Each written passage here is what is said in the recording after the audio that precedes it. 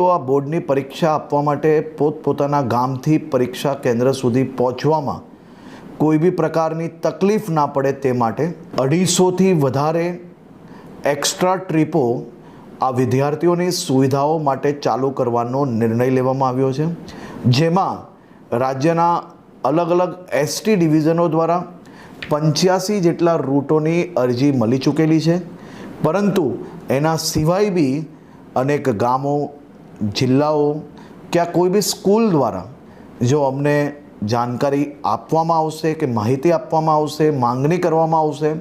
તો આ ટ્રીપો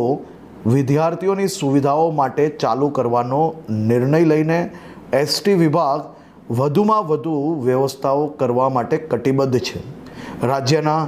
સૌ વિદ્યાર્થીઓને ઉજ્જવલ ભવિષ્ય માટે ખૂબ ખૂબ શુભકામનાઓ। અમારી તમામ માહિતીથી અપડેટ રહેવા માટે જોડાયેલા રહો S9 ન્યૂઝ સાથે।